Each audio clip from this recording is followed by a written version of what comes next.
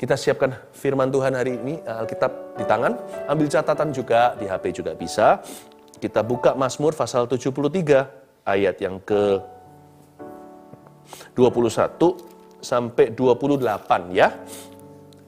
Mazmur 73, ayat 21 sampai 28. Topik pembahasan kita hari ini saya kasih judul yang menarik. Begini aja, galau cara Kristen. Galau cara Kristen. Ya, kalau jadi orang Kristen jangan cuma happy ya. Saya senang jadi anak Tuhan, siang jadi kenangan, malam jadi impian. Ya. Kalau waktu kita lagi gelisah juga harus tetap harus Kristen dong. Nggak boleh sembarangan, harus tetap pakai cara Tuhan. Tuhan tidak pernah larang kita untuk sedih, bahkan berduka. Bahkan gelisah pun, sekalipun Tuhan bilang jangan gelisah, percayalah kepada Allah, percayalah kepadaku, di Yohanes 14. Tapi sekalipun kalau kita memang harus gelisah akan sesuatu, lakukan dengan cara Tuhan. Karena ada jalan keluar. Tapi kalau cara dunia, depresi, dan kita bawa mati. Jangan seperti orang yang berduka tanpa Tuhan gitu loh. Bahkan kalau kita ada perkabungan aja ya, Tesalonika mengatakan, jangan sampai kita itu berduka cita seperti orang tanpa pengharapan. Orang Kristen itu beda. Di dalam dunia ada dua jalan, lebar dan sempit. Kita memang sempit, minoritas. Orang lain rata-rata semuanya, cara mereka gelisah, ya semua sama rata. Kita harus beda. Waktu kita happy, kita nggak sama. Waktu kita sedih, kita juga different. Karena orang Kristen itu ditebus oleh, bukan orang Kristen, orang yang terima Yesus, itu sudah ditebus oleh darah. Ya? Nah, jadi tulis itu, galau cara Kristen. Kita baca dulu Mazmur 73 ayat 21. Ketika hatiku merasa pahit dan buah pinggangku menusuk-nusuk rasanya, aku dungu dan tidak mengerti. Seperti hewan aku di dekatmu. Kita lihat ayat 21-22 dulu ya. Jadi pemazmur berkata, ini si Asaf yang menulis, bukan si Daud. Ya, Daud itu kan kayak superhero gitu ya. Dari sejak sekolah minggu kita diajarkan, jadi kalau Daud punya mazmur rasanya kok, ya dia holy man gitu. Asaf itu siapa? Kayak kita gini. Asaf itu orang biasa, bukan baginda. Jadi ini Mazmur 73 ini dekat di hati, karena relevan buat kehidupan kita sehari-hari. Dan pemazmur jujur mengatakan bahwa hatinya merasa pahit. Bahkan buah pinggangnya menusuk-nusuk. Kayaknya semacam sakit mah gitu ya, tapi ini lebih rohani. Buah pinggang itu di daerah abdomen sini itu rasanya itu mules semua.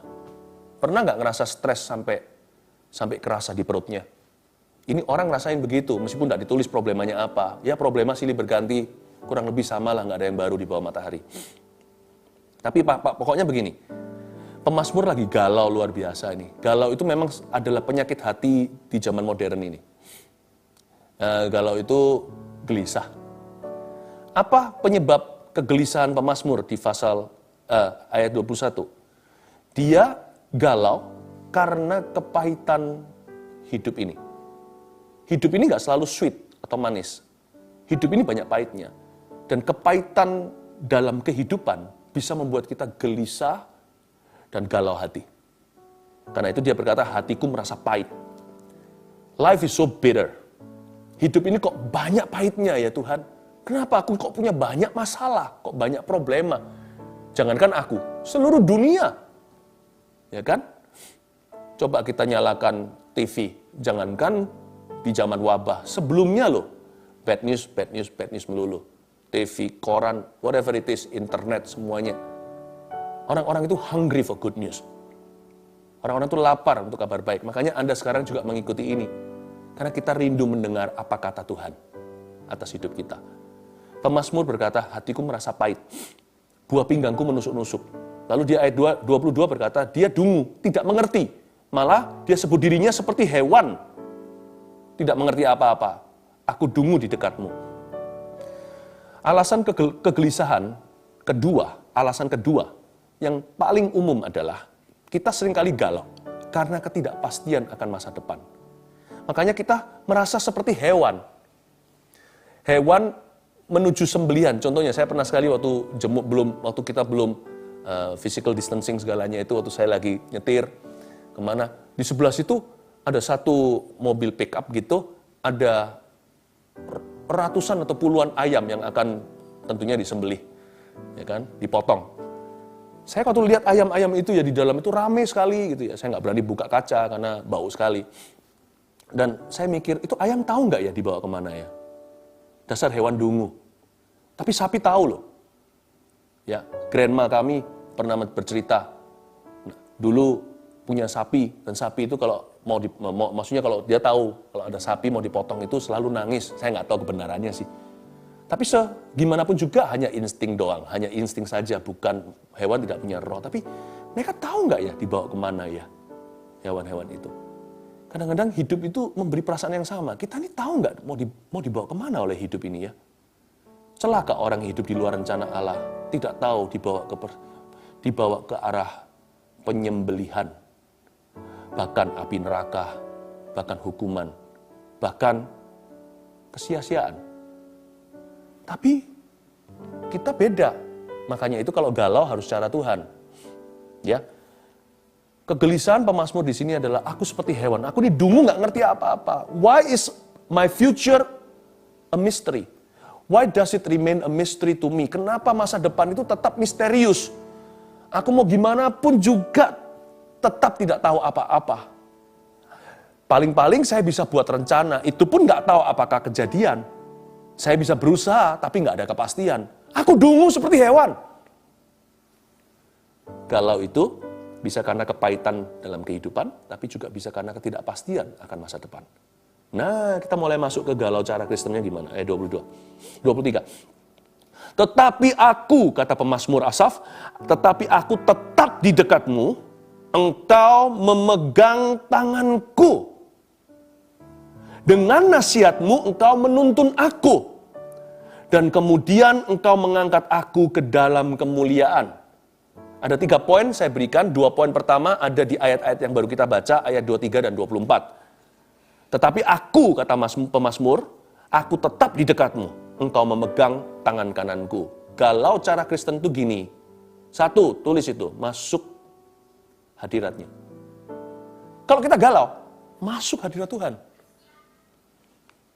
Ingat itu ya. Meskipun itu nggak menyelesaikan masalah kita otomatis loh ya, tapi menyelesaikan hati kita. Dan nanti hati kita diperlukan oleh Tuhan untuk menyelesaikan masalah kita. Dari situ keluar aliran kehidupan, karena itu jaga dengan segala waspada. Dari hati yang menuntun pikiran orang, menuntun segala sesuatu. Meskipun otak yang memerintahkan, tangan kita digerakkan ke kiri ke kanan, tapi hati itu warna asli hidup kita yang menentukan ke arah mana bahkan tujuan. Ingat ya, masuk hadirat Tuhan itu nggak menyelesaikan otomatis hutang kita lenyap. Tapi waktu kita masuk, kita jadi mengerti jalan-jalannya. Masuk hadiratnya. Kayak saat teduh seperti ini atau saat teduh pribadi. Banyak juga yang kesaksian, jangankan Anda, saya juga kok setelah selesai acara enteng gitu rasanya, plong di hati, rasanya ada terobosan baru. Entah kenapa, problema masih ada, tapi spirit dari masalah itu sudah pergi. Masuk hadiratnya. Tapi Pastor Philip, apakah kalau saya sudah keluar dari saat teduh saya, nanti saya nggak bisa gelisah lagi? Bisa, kalau gelisah lagi, masuk lagi. Namanya Roh Kudus itu seperti air kok. Pernah minum nggak? Pernah kan? Lalu bisa haus lagi nggak? Haus lagi? Minum lagi. Masalahnya air, bahkan sumur pun bisa kering. Air duniawi. Tapi Roh Kudus mengalir di dalam dirimu, memancar sampai selama-lamanya air kehidupan itu. Jadi kapanpun mau minum, Anda bisa meneguknya dan sejuk. Jadi kita harus rajin masuk hadirat Tuhan. Apa salahnya kita berulang-ulang masuk ke sana? Setiap kali galau, masuk lagi. Gelisah, masuk lagi. Sedih, masuk lagi. Stres, masuk lagi, nggak akan bisa sampai depresi. Percayalah itu. Masuk hadiratnya. Itulah cara orang Kristen mengatasi galaunya. Bukan lari ke pelampiasan dosa. Lalu yang kedua, poin kedua, carilah nasihatnya. Kalau yang pertama masuk hadiratnya, 2 cari nasihatnya. Kita lihat ayat 23 sekali lagi ayat 24 sekali lagi kita ulang, dengan nasihatmu engkau menuntun aku. Hah? Dengan nasihatmu, M huruf besar, ini Tuhan, engkau menuntun saya. Dan kemudian, kayak seolah-olah tiba-tiba di bypass prosesnya. Memang ada proses sih, prosesnya mungkin hari atau bulan, bahkan tahunan. Tapi yang pasti, kalau kita itu cari nasihat Tuhan, kita nggak akan tersesat. Nasihat Tuhan tidak akan mengecewakan. Ujung daripada nasihat Tuhan itu selalu kemenangan. Ingat itu. Tapi nasihat orang fasik itu ujungnya selalu kebinasaan. Nasihat Tuhan, sesusah apapun kedengaran, atau untuk kita lakukan, setidak masuk akal apapun itu, mana bisa Tuhan, kalau orang tampar pipiku, pipi kananku, aku kasih pipi kiri. Rasanya nggak masuk akal. Beri saja pipi kiri, lama-lama kita sadar. Ternyata ketika saya disakiti, karena saya tak patuh perintah Tuhan, saya tetap menjadi seorang pemberi. Jadi intinya bukan di pipi mana yang kau berikan. Orang tampar Anda beri, orang tampar Anda beri, orang tampar Anda beri. Ujungnya Anda diberkati. Tapi kalau orang membenci, ujungnya dia akan sakit hati. Lalu penyakit apapun masuk kita nggak tahu. Hidup penuh kutuk kemudian hari. Tuhan itu ajaib. Nasihat Tuhan itu kadang-kadang nggak masuk akal. Kalau semua harus masuk akal itu nasihat manusia. Tapi kalau kita lakukan, lama-lama kita mengerti. Yang penting taat dulu. Lalu setelah itu kita lihat ujungnya, oh ternyata kemenangan. Iya ya. Saya baru sadar, kenapa disuruh mengampuni 7 kali 70 kali. Karena kalau saya tidak mengampuni, saya yang mati. Kalau saya ampuni seseorang, ya, yang untung bukan orang itu, sekalipun orang itu bisa happy. Yang untung saya loh. Forgiveness is a gift you give to yourself. Pengampunan adalah kado yang kau berikan pada dirimu sendiri. Karena siapa mengampuni, orang itu dilepaskan di hatinya. Dia hidup merdeka, ada damai sejahtera dan sukacita. Kalau Anda membenci orang lain, masa orang lain yang Anda benci itu yang rugi? Anda yang rugi. Kepahitan, sakit hati, akar penyakit itu. Akar kejahatan itu kan cinta uang. Akar penyakit apa? Kebencian. Karena itu, carilah nasihatnya. Kalau lagi galau itu cari nasihatnya. Jangan mendengarkan nasihat yang salah. Jangan berdiri di jalan orang berdosa. Jangan duduk dengan pencemooh. Jangan mendengarkan gosip melulu. Lebih baik cari nasihat Tuhan itu bisa ditemukan lewat apa? Firman Tuhan Alkitab baik yang dikhotbahkan seperti ini. Biblical sharing namanya. Membagikan, mewartakan firman Tuhan dari Alkitab. Atau yang Anda bisa buka sendiri lebih baik itu protein semua saat teduh. Anda baca itu. Nasihat Tuhan juga bisa terjadi lewat setelah kita baca Alkitab tentunya nanti diterangi. Roh Kudus akan beri kita tuntunan. Ada suara beritahu, suara sepoi-sepoi basah. Kamu nggak boleh begini, kamu lebih baik begitu. Ke kiri, ke kanan, atau ke sini, ke sana. Hati-hati, waspada, percayalah. Kuatkan hatimu, jangan hambar. Akan ada suara menuntun kita. Suara Tuhan juga bisa, nasihat Tuhan juga bisa ditemukan lewat saudara seiman. Tuhan itu sumber dengan S huruf besar. Tuhan juga menyediakan sumber dengan SS huruf kecil. Karena itu, be selective whom you hear and what you hear. Whom you listen to and what you hear from them. Jadilah selektif siapa yang Anda dengarkan dan apa yang Anda dengarkan. Input mempengaruhi output. Hati-hati jangan makan sampah, nanti keluarnya larakan. Ingat itu ya, saudara-saudara. Yang kedua, galau cara Kristen. Orang kalau galau itu cari nasihat. Galau itu jangan cari alkohol. Cari rokok, nikotin, bahkan narkoba atau apa. Galau itu cari nasihat. Karena dalam Tuhan selalu ada jalan. Don't trust your feeling, trust your faith. Jangan percaya perasaanmu, karena perasaan berkata, ini jalan buntu. Iman selalu ada jalan. Amin. Yang ketiga nanti kita baca dulu ayat-ayatnya. Catat dulu ya, galau cara Kristen itu masuk hadiratnya. Kedua, cari nasihatnya. Yang ketiga apa? Kita baca dulu ayat yang ke-25. Siapa gerangan ada padaku di sorga, selain engkau. Selain engkau tidak ada yang kuingini di bumi. Waktu saya baca ayat 25, saya tahu Asaf mulai menang ini. Dia mulai keluar dari apa yang seharusnya dipresi. Karena semua kepahitan kehidupan dan ketidakpastian akan masa depan itu membuat dia mengevaluasi diri. Dan membuat dia kembali mendefinisikan ulang apa yang penting perlu dalam hidupnya, apa yang biasa, apa yang tidak seharusnya menjadi alasan dia bahagia. Dia dirombak oleh Tuhan atau di-reset kembali seperti mobil kilometernya di-nolin lagi. Masa-masa problema itu sangat baik sekali untuk memurnikan hati kita. Sebelum ini mungkin Asaf berkata, Tuhan bukan hanya engkau yang kuingini di bumi, aku juga ingin hal-hal lain. Yesus plus. Mungkin sebelum dia mengalami masalah dia, saya nggak tahu apa, nggak ditulis di Alkitab.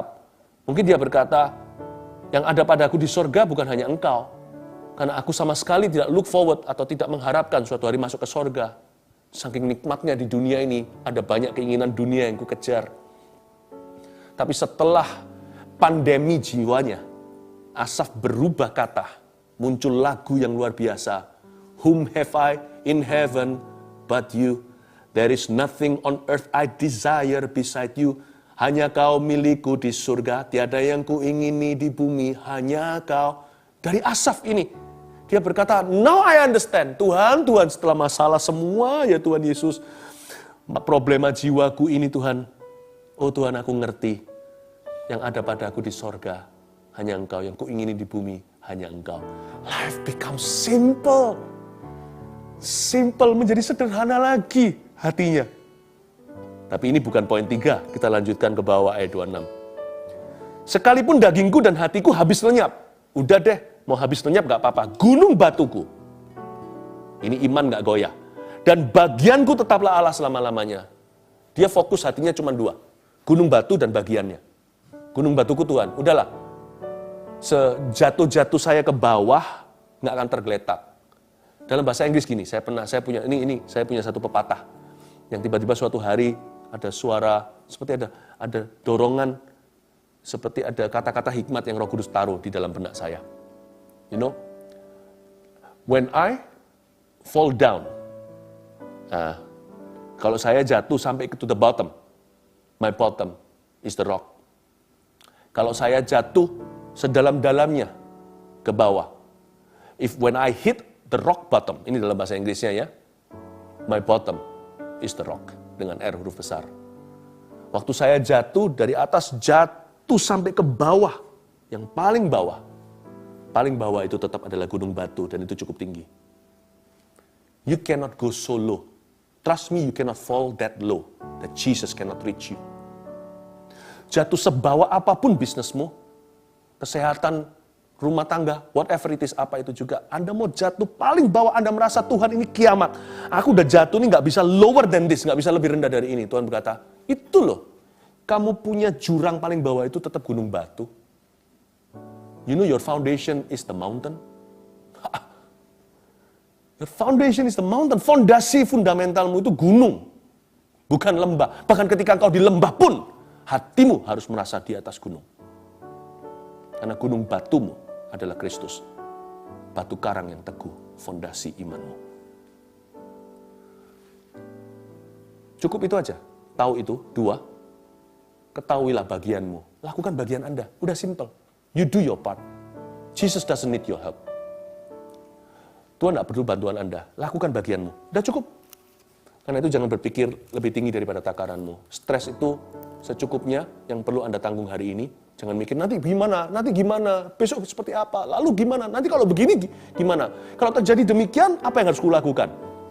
Itu stres tambahan. Nggak perlu. Tolong courting stresmu. Yang seperlunya hari ini saja. Kalau itu harus ada expiry-nya. Ya, kita lihat ayat 27, sebab sesungguhnya siapa yang jauh daripadamu akan binasa. Kau binasakan semua orang yang berzina dengan meninggalkan engkau. Ada sebuah peringatan di ayat 27, ini zaman susah sekarang ini. Dari dulu sih, tapi apalagi hari-hari ini. Jangan berzina ya. Jangan jatuh dalam dosa hari-hari ini, jangan jadi orang jahat. Terutama perzinahan. Hati-hati. Di masa-masa seperti ini, banyak orang jadi tidak waras rohani. Tidak sedikit yang jatuh dalam perzinahan, termasuk perselingkuhan sungguhan, bukan hanya secara rohani. Be careful, sedikit pesan sponsor, bukan pesan sponsor, suatu pesan Tuhan buat Anda. Hati-hati dengan dosa perzinahan hari-hari ini. Oke? Jangan masuk percabulan, surfing yang enggak. Jangan buang waktumu begitu. Hanya karena ini zaman susah, justru Anda harus mulia. Nah, poin 3 itu di ayat terakhir, ayat 28. Tetapi aku, kata pemazmur, aku suka dekat pada Allah. Aku menaruh tempat perlindunganku pada Tuhan Allah supaya dapat menceritakan segala pekerjaannya. Kata supaya dapat menceritakan segala pekerjaannya merujuk ke masa depan. Pokoknya, aku tahu nanti aku bisa menceritakan segala pekerjaannya. Aku bisa kesaksian. Nanti aku bisa pasti aku bisa terlibat dalam pekerjaan Tuhan di seluruh bumi. Penginjilan. Ya, penjangkauan, pekerjaan-pekerjaan misionaris, pasti ada.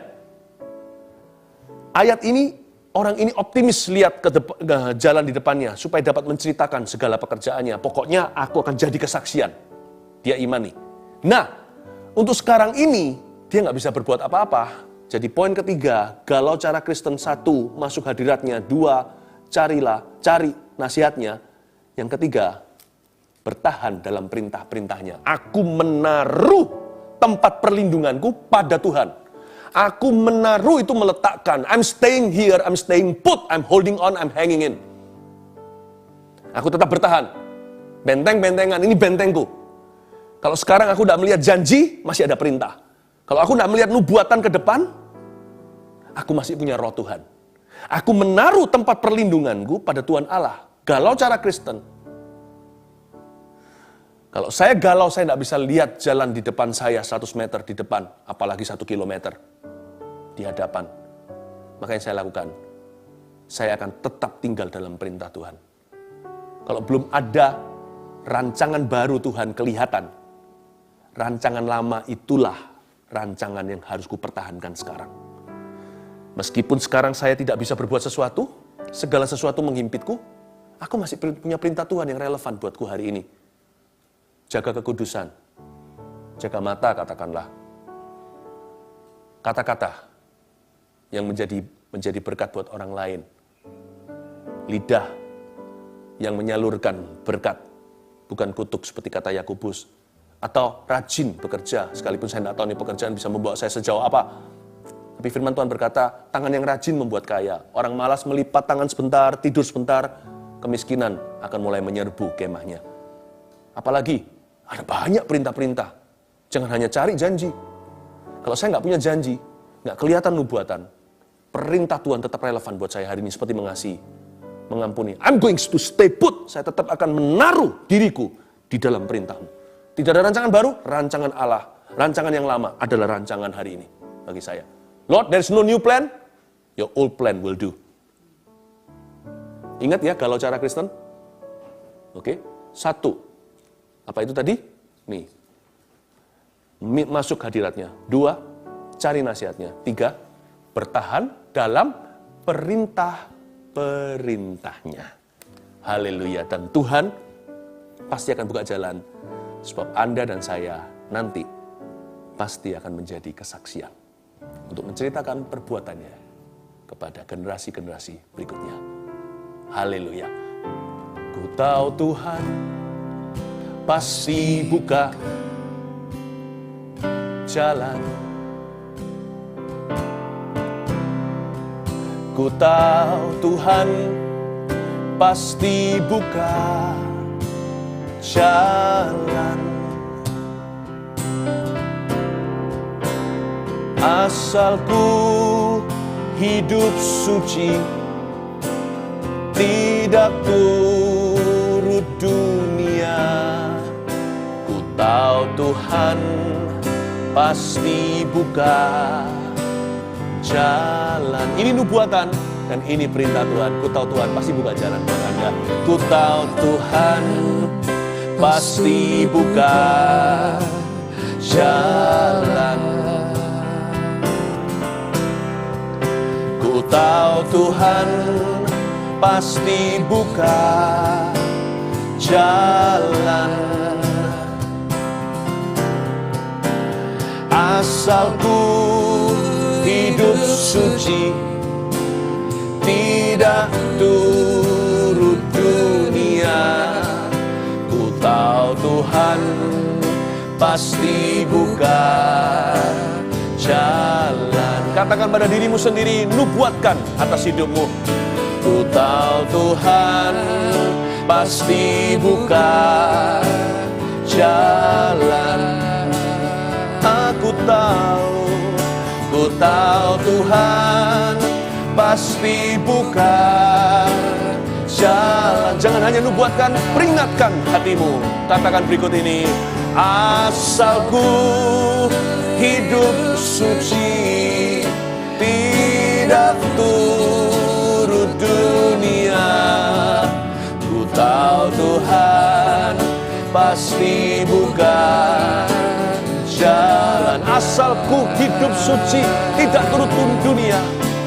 Asalku hidup suci, tidak turut dunia.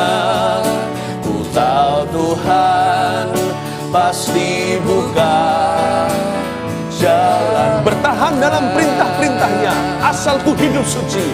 Asalku hidup suci, tidak turut dunia. Ku tahu Tuhan pasti buka jalan. Angkat tangannya. Ku tahu Tuhan pasti buka jalan. Amin, amin, haleluya. Ku tahu Tuhan pasti buka jalan. Oh, asalku hidup suci, tidak turut dunia. Ku tahu Tuhan pasti buka jalan. Asalku hidup suci, asalku hidup suci, tidak turut dunia. Ku tahu Tuhan pasti buka jalan. Asalku hidup suci, tidak turut dunia. Ku tahu Tuhan pasti buka jalan. Tuhan, terima kasih, bukakan jalan ya Bapa. Hamba berdoa, hari ini kami telah belajar 3 hal sederhana. Kalau kami gelisah cara orang Kristen yang benar, yang sejati. Kami masuk hadirat-Mu dan kami cari nasihat-Mu, dan kami bertahan dalam perintah-Mu. Ini yang juga yang kami lakukan lewat saat teduh bersama di IG dan YouTube Live ini. Thank you untuk setiap individu pribadi yang hamba tidak lihat, namun Engkau sangat melihat mereka dan Engkau menggendong setiap individu, setiap pribadi. Bukakan jalan Bapa Surgawi, please. Dalam nama Yesus, baik itu pekerjaan, kesehatan, rumah tangga, apapun juga. Tuhan yang menjawab doa, dengarkan doa hamba untuk domba-domba-Mu tercinta yang saat ini mendengarkan kami. Terima kasih Tuhan Yesus, terpujilah nama-Mu. Be blessed in Jesus' name. Amen. God bless you. God bless you.